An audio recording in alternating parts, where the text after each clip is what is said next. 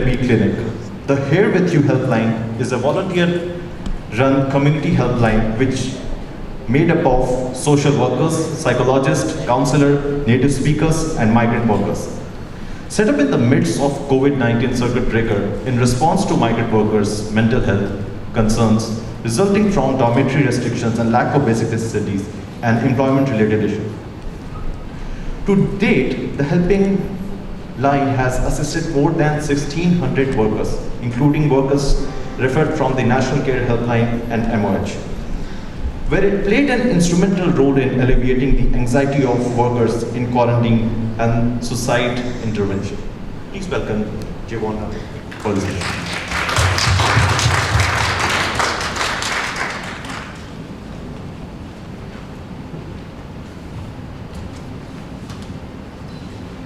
Thank you all the panelists for being here. To start with this session.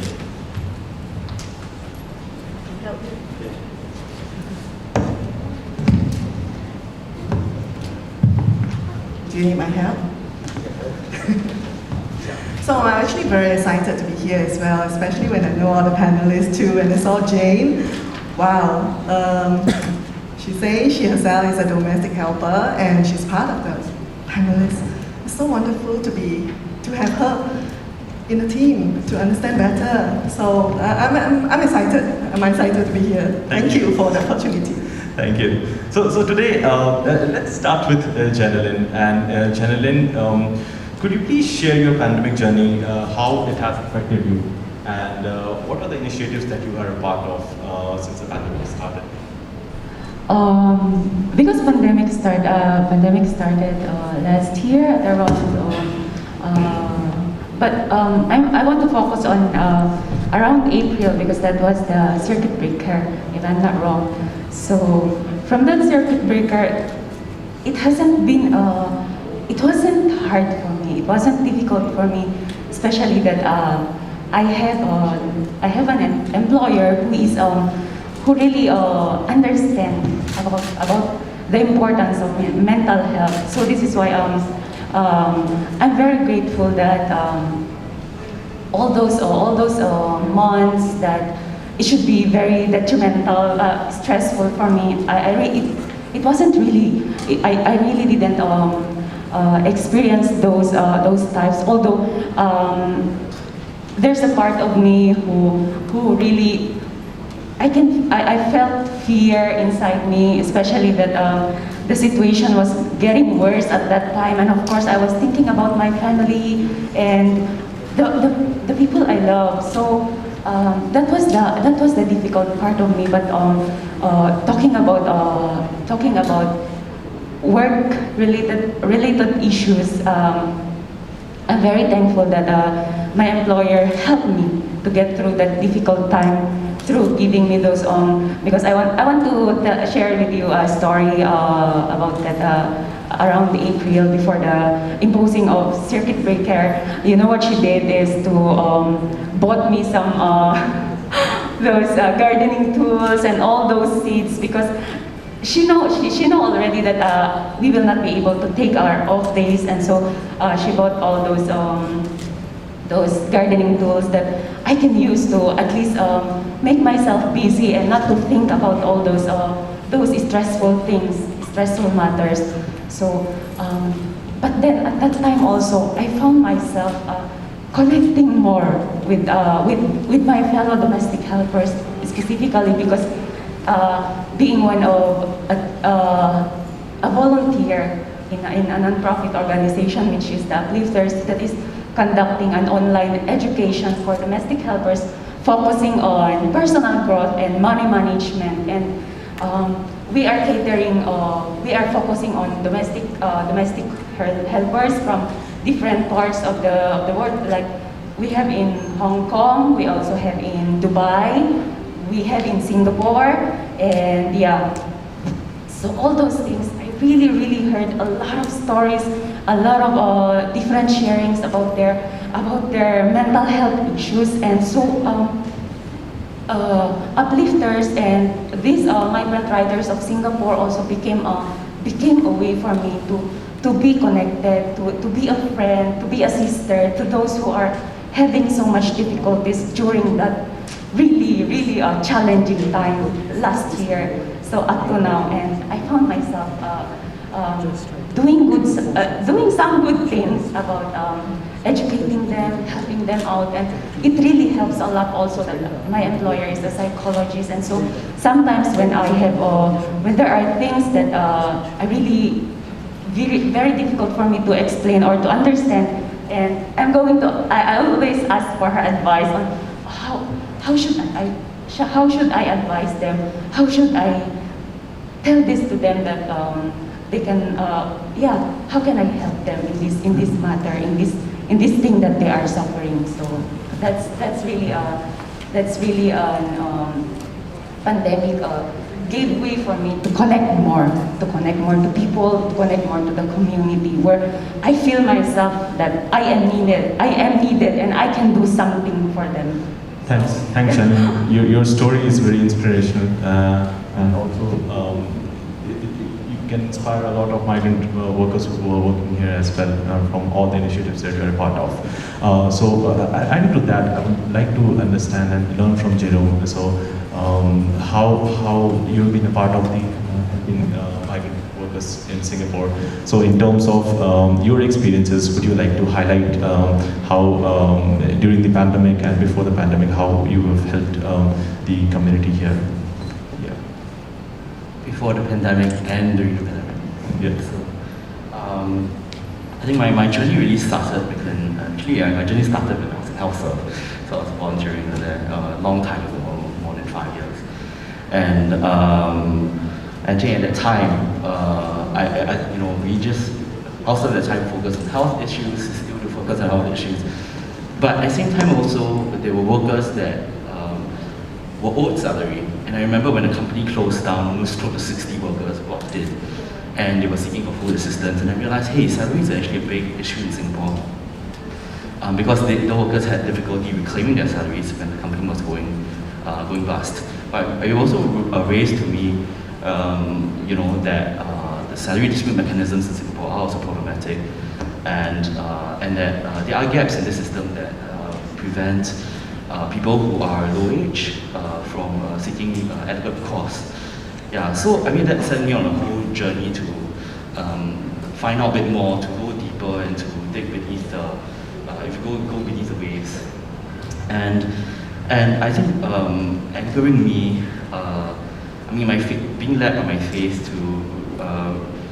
to yearn for a society where we have right relationships, and where people treat each other justly, and we talk about loving and being inclusive, that it translates to very tangible things like paid salaries, like being able to access basic healthcare, being able to be transported on decent vehicles, right? Given the recent state of accidents, even the freedom to transfer employers. And I realized that these issues came up as I go in deeper.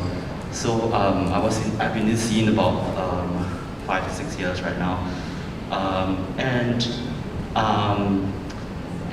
so during this time, I have encountered workers who haven't, had problems seeking recourse in terms of salaries, had problems seeking assistance when it came to healthcare, or seeking, adequate healthcare.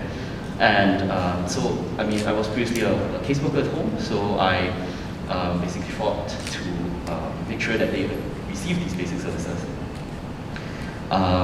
And also were able to negotiate adequately with their employers to reach as good outcomes as possible. So during the COVID pandemic, we knew that, especially when circuit breaker hit, we knew that this was going to be a problem, that workers wouldn't be able to come forward to seek for assistance. And we knew that this restriction would also adversely affect their mental health. We didn't know how bad it would be and how much stress this would be on a population group that were kept indoors. But we felt that a bunch of social workers and myself, we felt that we should come together and offer them the support. So during the pandemic, we received requests on Helpline. Quite a number of us, social workers, are assist trained, we call suicide intervention trained. So we provided them the helpline, and we had workers that were calling in asking for support. So we were sending things out, but also triaging for psychological risk, and also educating them, psychoeducating them on the necessary the avenues of recourse that they need to they need. Thanks. Thanks for highlighting your experience. Adding to the psychological help that you provided, I would like to understand from Dr. Carol on the importance of the psychosocial effort and support that you are a part of. Highlight that as well. Sure. Psychosocial support is extremely important. You can hear from Jane, you can hear from Jevon as well that we need, it is a form of support that you assist people to make informed decisions and help them to cope better, especially during this crisis as well, maybe disease as well, illness as well, so they can cope better to help themselves. So you're right about the psychoeducation and counseling. A lot of things that we really need to inform everybody, not only us, that everybody should know what is mental well-being about and to help themselves about it, which is really important. Thanks for highlighting that. And in terms of highlighting the challenges that we face in mental health and in terms of dealing with it, Dr. Chen, could you highlight that? What are the challenges do we face in resolving mental health issues currently, and how do we deal with it? So regarding mental health issues in general, I think first of all, the main gap that I often see in my experience is firstly the personal knowledge and awareness of mental health is lacking. So a person could be experiencing a lot of distress that could be manifesting in many different ways. It could be manifesting in physical ways, in emotional ways, in behavioral ways, but the person is not aware and is not able to identify that the root cause is actually a mental health issue. Right? So that's the first gap. The second gap that I commonly see in experience is that other people around also do not know how to identify it. So the problem actually goes unnoticed for quite a long time before help is obtained. Then the third common issue actually is the inability to connect the person to appropriate help. Yeah, and there are many, many reasons behind why that cannot happen. So firstly, there could be gaps in the system, that makes it difficult for the person to access the help that they need. Or secondly, it could be that the person himself who is affected is not willing to receive the help, right? Whether it's because of misconceptions or some assumptions or some stigma about mental health that they already have. Yeah, so these are the common challenges that I see. Thank you for highlighting that. And one of the points that you mentioned is often stigma associated with mental health. So how can we build a literacy around mental health and help people talk about it as openly as we talk about physical health for them? Yeah. Thanks for that question, and I think it's very important to actually have platforms like these to say it out loud. And I think platforms like these actually have a great outreach to the people out there, knowing that it is also being streamed online. So actually, the number of people that you can reach is actually is beyond imagination, right? Because after this, people can still access the resource and all that, and it can be a great educational resource. The other thing that I find very, very helpful is actually for people who have gone through mental health issues themselves to actually come out and talk about it quite openly, to share their own experience of what they found helpful, what they did not find helpful, and how they actually successfully processed that whole experience. And those are very helpful indeed. And actually the other thing that I find very helpful is that I understand that in many institutions of learning right now, all the students are actually being made to go through some compulsory core learning about mental health issues. So that one, they know how to identify it within themselves. Two, they know how to identify it with their friends. And three, they know how to provide emergency care to someone else who is in distress or who has a crisis. Yeah, so things like that and efforts like that, I believe, are very important in tackling stigma towards mental health issues. Thank you for sharing that. Adding to that, which you highlighted the importance of coming up openly and sharing openly. Jevon has been very involved in a part of the community, in sharing all the initiatives in terms of poetry, in terms of writing. So generally, could you share how it has helped you and how a community, involving part of the community has helped you in your mental health journey? And if you could share examples of such as well, that would be good. As for myself, being very active in this community, especially in Migrant Writers of Singapore and it really helped me a lot during those times that I should be thinking about all those stressful things. It has helped me a lot to discover the deeper part of my own self that because before I really don't think about all this. I really don't, these things really doesn't matter to me, especially about the mental health issue or mental health related issue. And when I get involved in this community, I came to understand that we can do something for the people around us, and not only for ourselves, but it's like we don't just live just for our own selves, but we should care also about the people around that, especially when we have knowledge about all these things. We should also be observant, and we should also be vigilant about the people around us, our friends, the person next to us. And this community has helped a lot of migrants also.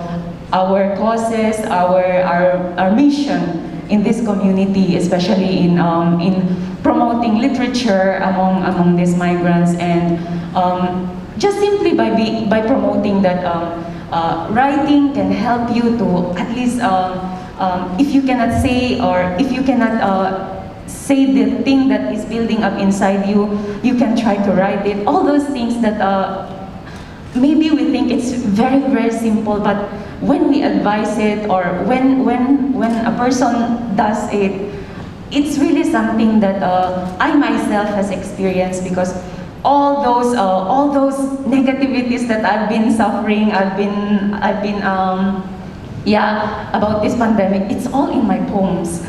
It's all written in my poems. So when you read those poems, it's like you are reading Janeline. You are getting to know Janeline. So this is how literature, how all these activities is helping us to cope up with mental health issues. Because just for example, with my friends, when we are talking about all these things, I can hear from them also that, especially those who are really involved in these Migrant Writers of Singapore, they are also volunteering because they themselves has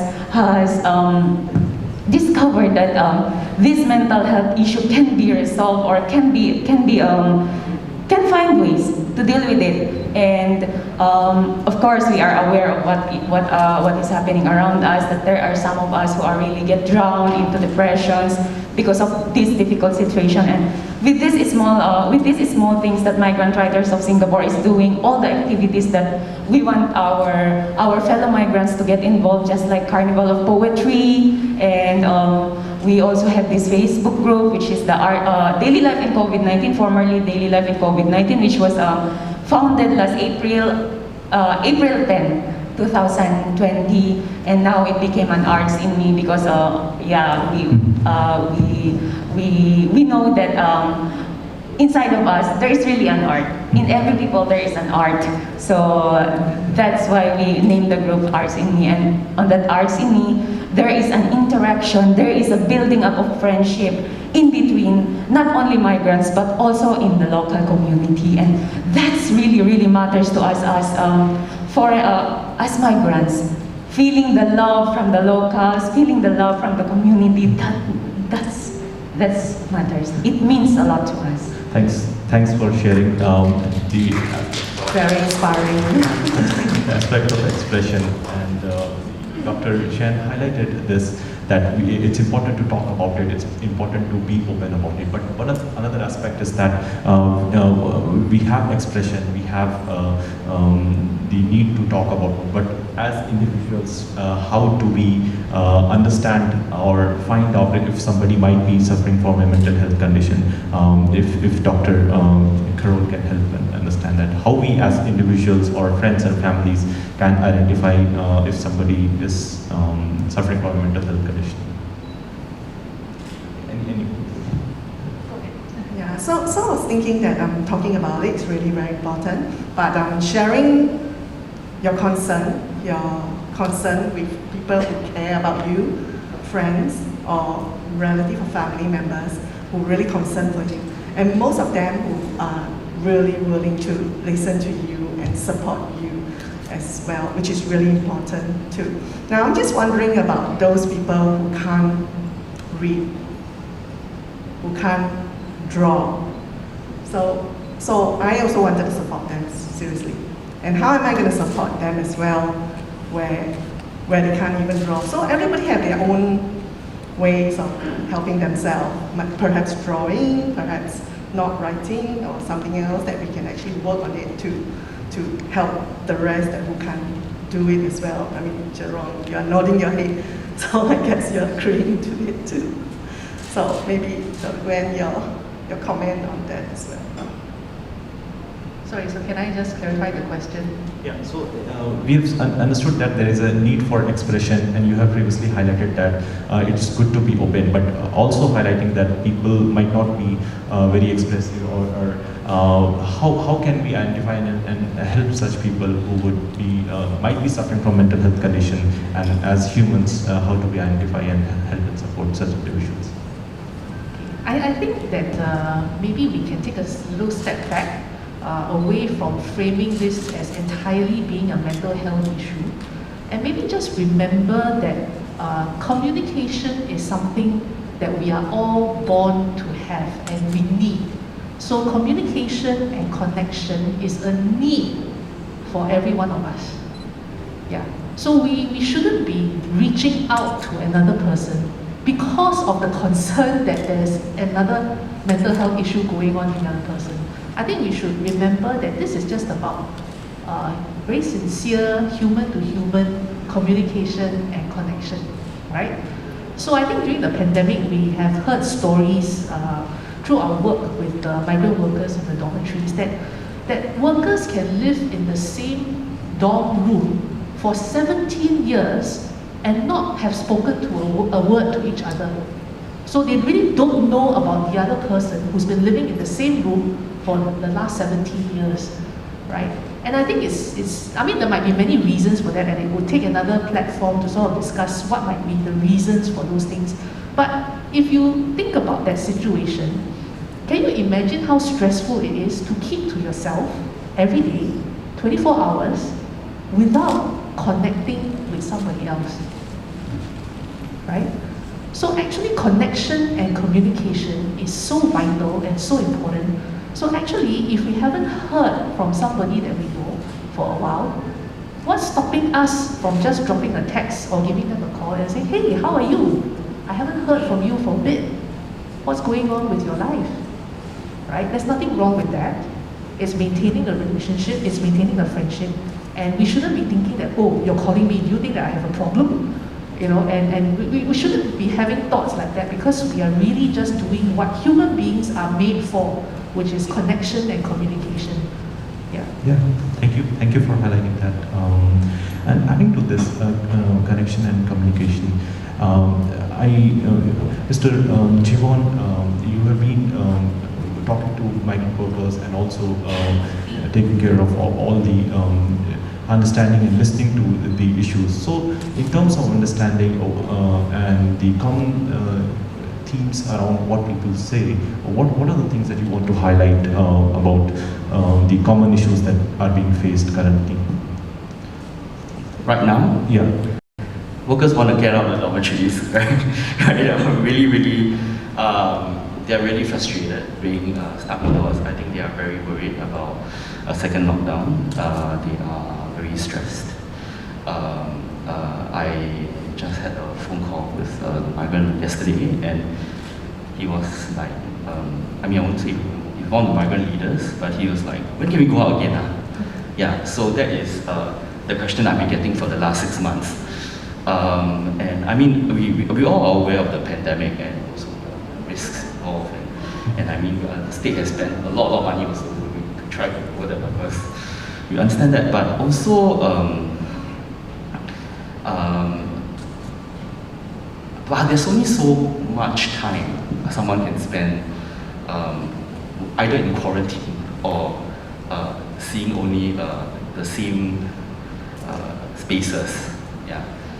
And dormitories are built for, I mean, the environment also, just the physical environment is also not one which helps someone relax. Yeah. So yeah, I mean, that just bring that up. I'm just bringing that up as one of the issues. I mean, another one is I think transfer of employers. That's a big issue. I mean, that they feel really that it's difficult. I mean, there's difficulty coming back into the country right now, coming back to Singapore to work. But at the same time, the policy to allow workers to transfer is becoming, the steps to make it a bit more restrictive than it was prior, right? So I think it was first liberalized to allow workers to cross-sector, and then later then tightened again. So I think all these things, so what I really want to point out is that mental health is also tied to very tangible issues. It's anxiety is built because of life circumstances and the environment surrounding the person. And so I really appreciate Dr. Gwen about bringing up that, you know, it's about connecting with people. Because the connection that they have with their employers or the circumstances that have must have been quite difficult for someone to want to leave that arrangement. Yeah. I also, so this is difficult, but I think the connection that they have with others also, because they're not able to invest in social coping, in meeting people from the same village. So if you know, like on Sundays in the past, workers congregate at Little India, right? But they meet people from the same area together. So there's like Little Munchigonj, right? And Little Babna, right? And different parts, right? And so you see people that they're familiar with and that they can share all their complaints with, even if they don't tell anyone else. But that social coping is kind of missing right now. Yeah. Okay, thanks for clarifying that. In terms also, you mentioned that the aspect of communication connection is very important. At the same time, coping, social coping has an important component. But there could be a situation where somebody might be facing a mental health issue and he or she might want to get help early. So just to understand how important it is to get help early if somebody knows that he or she might be facing a mental health issue in spite of the efforts that one might need to put in. So how important it is to get an early understanding of the issue, at the same time take help on that, Doctor? Okay. I think in any situation, I think raising it early and being able to understand it early is always helpful. Because at different stages of any kind of problem, regardless of whether it's a mental health problem, raising it early and understanding it early and talking it through early with somebody else is always helpful. Because at different stages of the problem, there will be different ways of managing the problem, right? Yeah, so for example, you could have an issue that very early on, it could just have been managed with some practical help from external sources. So other people could come in and provide practical help, and that might have resolved the issue.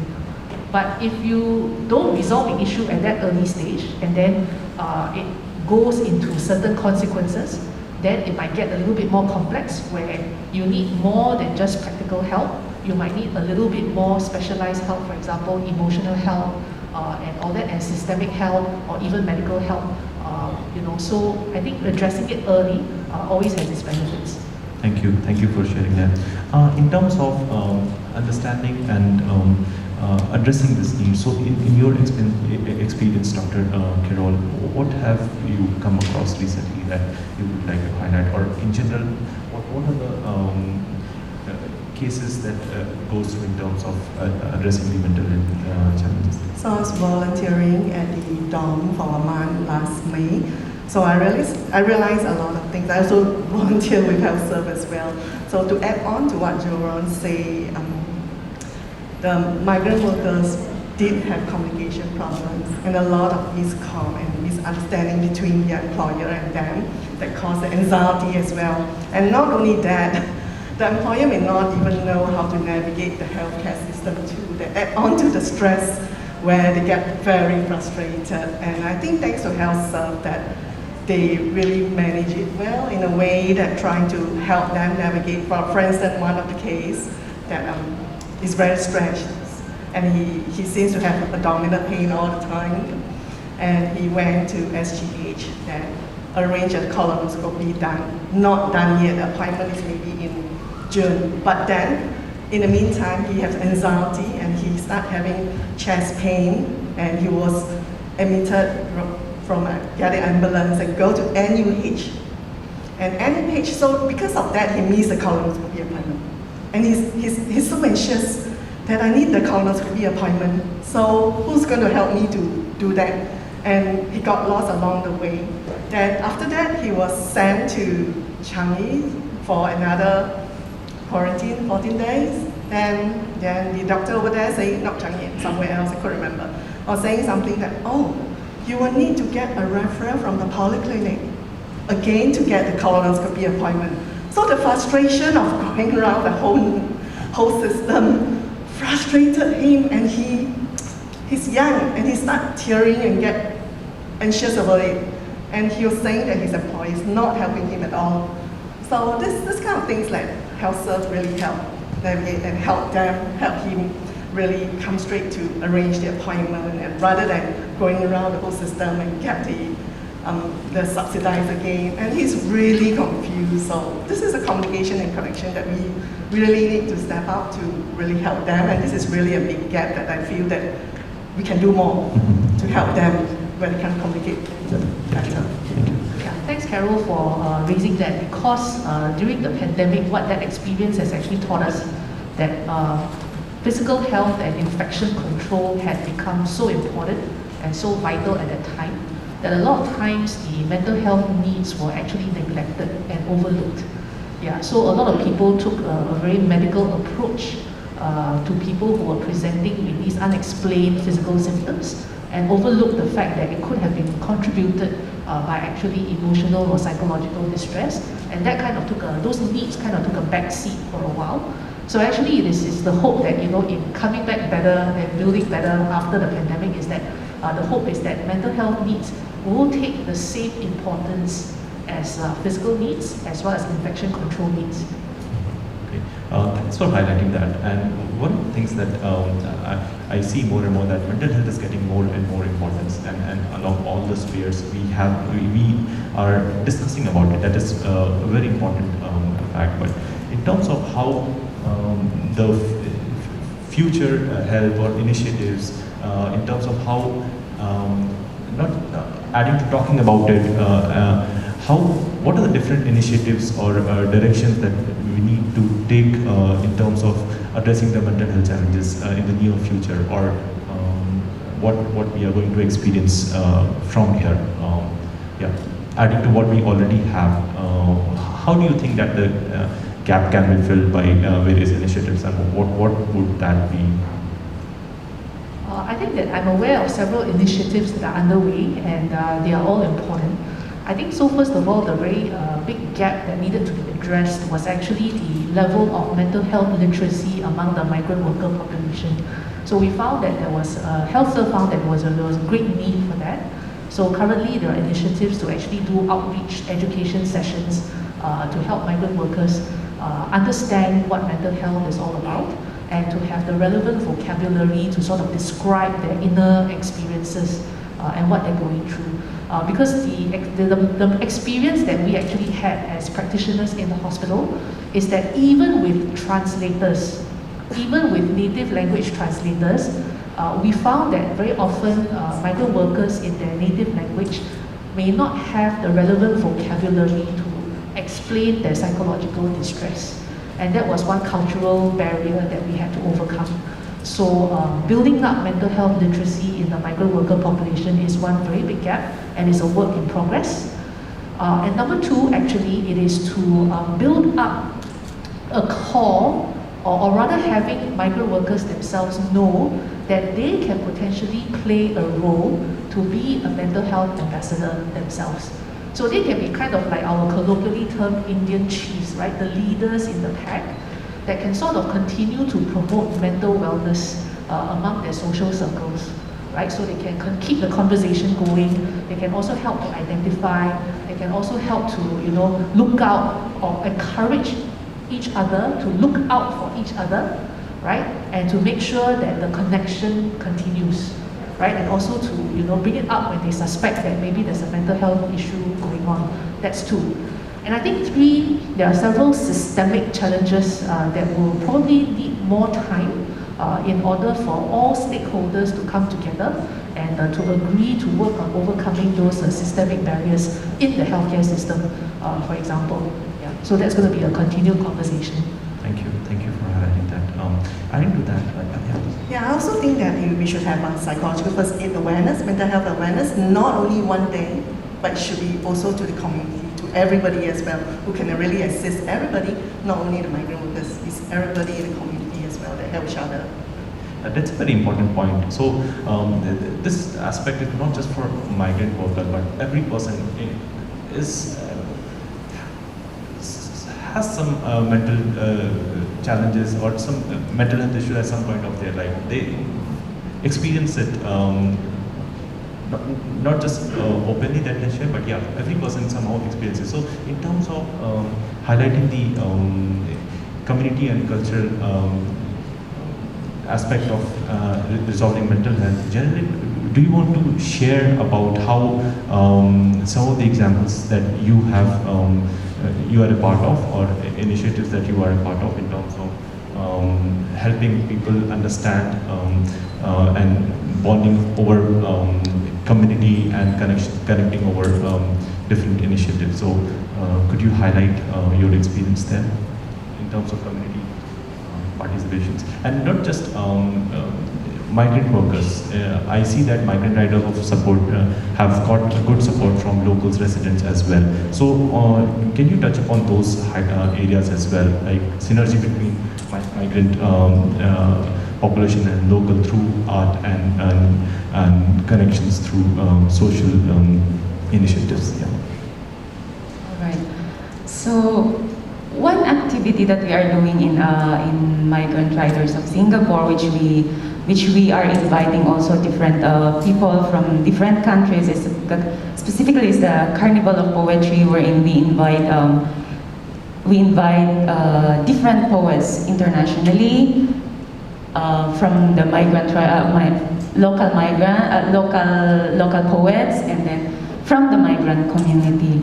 And through this, we come to understand the diversity, although it's like breaking the border or connecting people through arts, through this poetry event that we are doing. And from that, we come to understand, may not be perfectly understand how does a person, the background, the country that they came from, but at least on that part, we are able to have a sharing, and we come to understand about their different cultures, and we will have idea on how to deal with them, how to deal with different peoples and this Carnival of Poetry, although it's a diverse, it's from different cultures, but its aim is to connect people, to connect poets, to give inspiration to the viewers, to the community. And one more thing is that we have this Facebook page that This Arts in Me. And it doesn't, just because it's all about arts doesn't mean that we are just focusing about our talents and everything, but then this Facebook group has become a way for us to connect with each other. And through this Facebook group also, I was able to find new friends, and I just want to share something about, I think a month ago, when I think almost all of them are going through something.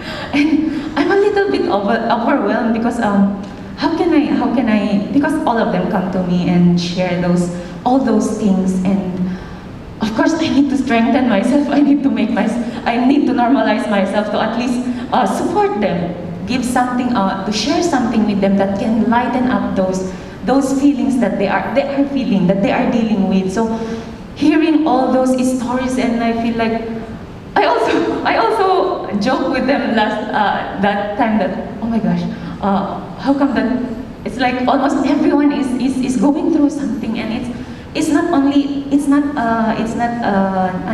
something that is just something, but it's a big thing that really involves their mental health. And from that, I also very thankful that I came to know Migrant Writers of Singapore, and through this I was able to know some just like you, psychologists that I can refer them to. I'm very confident to tell them that since I have a limited knowledge about this thing, because of course I can be a friend to them, but the knowledge, I don't have that much. I didn't study all those kinds of those psychological and I have a limited knowledge, and so I always tell them that just like this, it doesn't mean that I am telling you that you have a problem about this thing, but why not we connect with this with doctor like this, and so that you can understand better what is going through, what is building up inside you. So Migrant Writers of Singapore, because of the supporting people also who are supporting Migrant Writers of Singapore, we are more confident that we have someone that who can help us to at least to bring these people, bring these friends to, we can refer these friends to these professionals. So I am very, very happy, and at that time, one friend really go through the point of being so, to the point of wanting to do something bad about herself, and it's really like, as for you who is listening to this kind of what is that? To this kind of those emotions, it's really very hard. And I'm very thankful at that time that I know a doctor. I know through this community, I was able to refer her to that doctor, and yeah, she was able to speak with that doctor, and I'm really thankful that we have this kind of community that is giving support to us. So through Migrant Writers of Singapore, through all the locals, our friends who are supporting, we are doing so much things about this, about helping out. Yeah. Thank you for sharing that. In fact, when I joined Migrant Writers of Singapore, I was in the poetry session, and I could see the connection, the emotion, and the raw emotion that was being shared, and it was heartwarming. At the same time, I could relate to it, because those were the expressions and feelings that if the most important part that is there is a support, that somebody is listening to you, and that's the point that was highlighted, that you need to share, you need to connect, and that's the building block of having a good and a strong mental health